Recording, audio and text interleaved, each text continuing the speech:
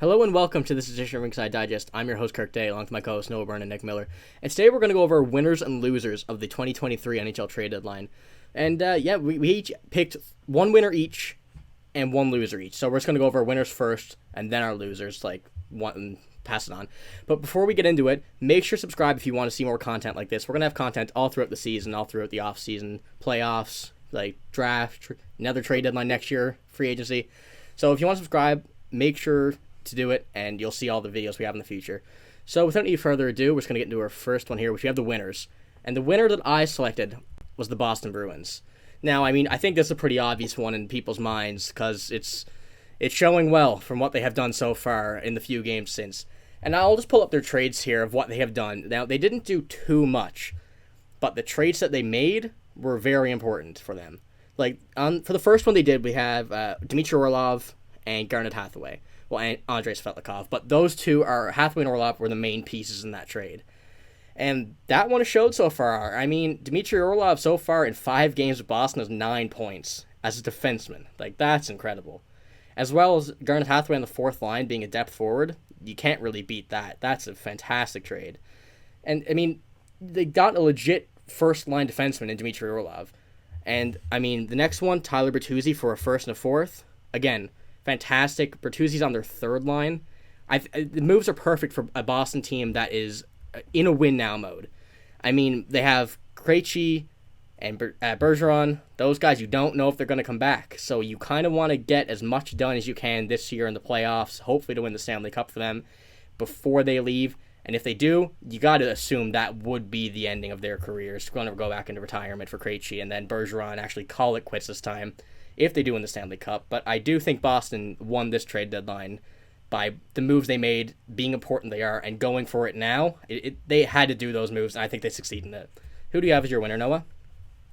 You made some pretty good points there about Boston. I think Boston is a absolute what we call a wagon. But my winner is the Nashville Predators.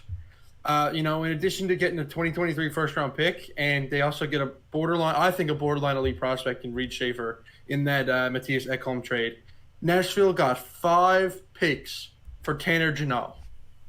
And which that's crazy. And then they also added 2 seconds for Nino Niederreiter and Mikael Granlund.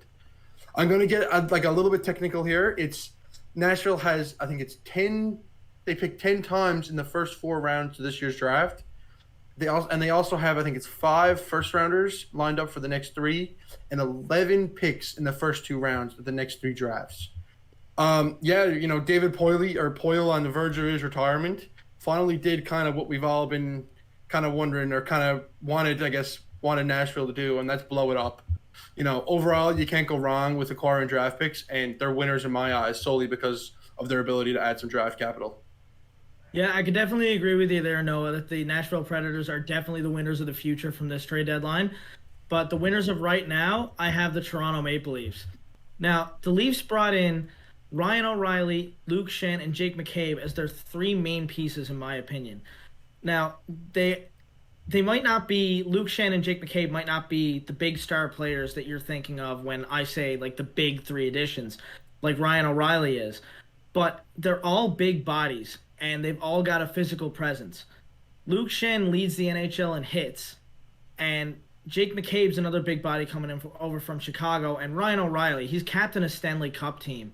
He's won a Selke Trophy. He's won a Conn Smythe. Ryan O'Reilly's done it all. And when you add that guy to your top 6, and I think he also played on the third line one night as well, he's done a lot of things for the Leafs since he came there. He even scored a hat trick as well. And his defensive game, his face-offs are nearly unmatched. So I don't really see how you could beat the addition of Ryan O'Reilly for Toronto. Those 3 guys bring a big physical presence, like I said, and that's the problem with the Leafs was never the talent. It was always the guys, for example, going to the net, hitting your goalie, hitting your star players, not getting anything back for it. You know what I mean? So I think they went out and got what they needed. And if you lose in the first round this year, at least you didn't give up your top prospect in Matthew Nyes. So and they still have Matthews under 1 year of his contract still left. So I think there's hardly a way that you could pin the Leafs as losers in this deadline. Yeah, for sure. Even with Ryan O'Reilly now being on the IR with a broken finger, they did enough to have that room of having one of them injured. They still have the good chance that they won't be too hurt upon the injury. So right, And you he's can't go back to the playoffs. yeah. So.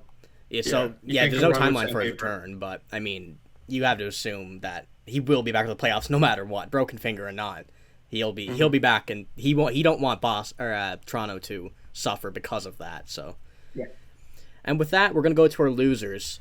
Now, there's a few teams that were not the best at the trade deadline per se. So I'm just gonna go with mine, and I believe this one is definitely the worst. That's the Philadelphia Flyers. Realistically, you had one job. You had to get rid of James Van Riemsdyk, and you didn't.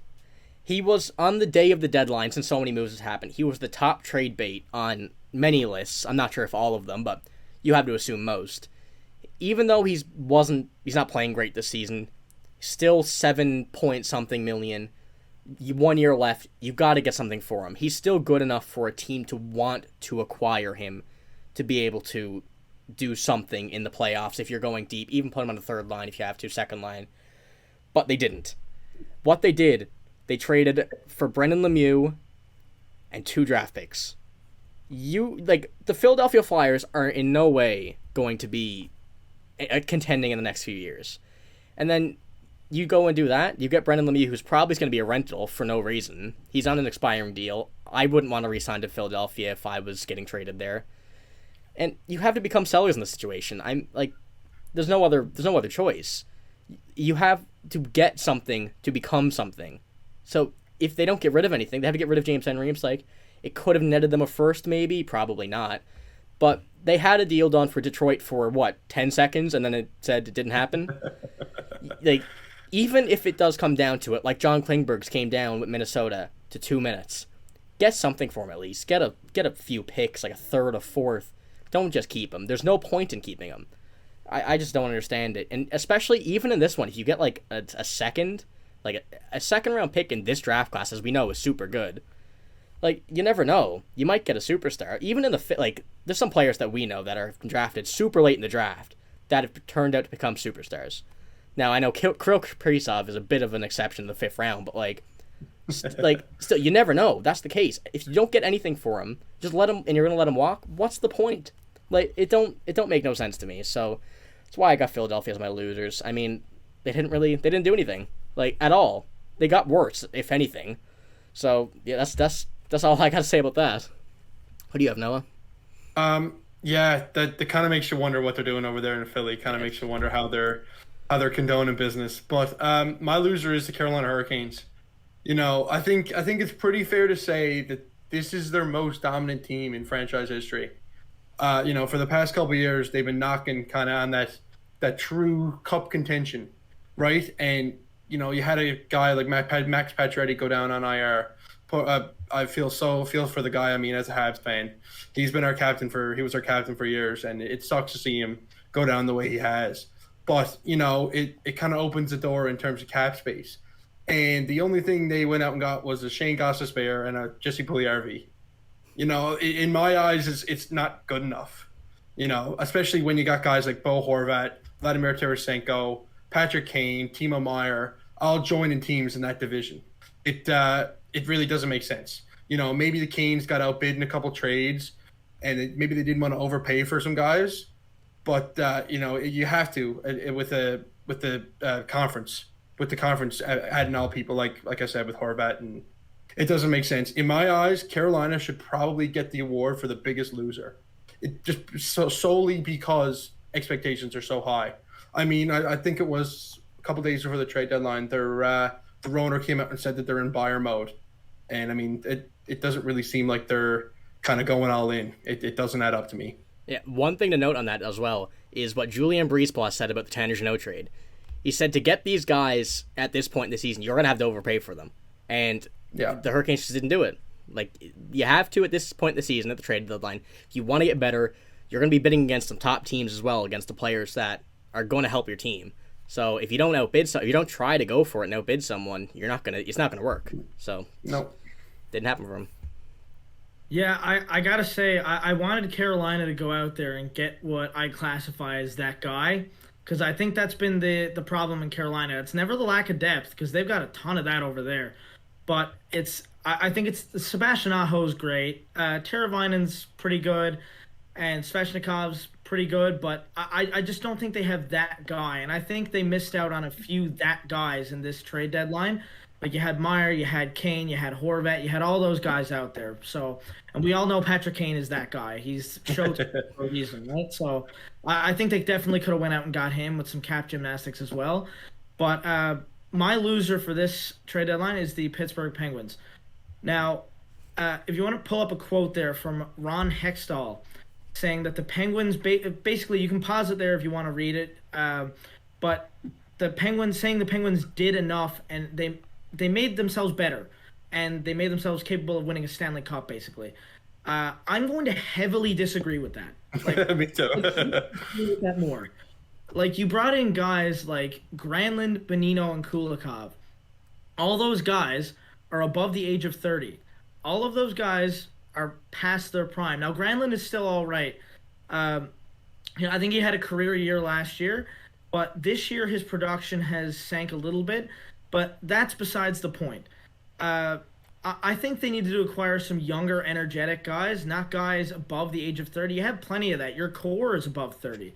I think my problem with Hextall is his unwillingness to move picks and future. Well, they don't really have any prospects, I was going to say, but his unwillingness to move first-round picks for the future.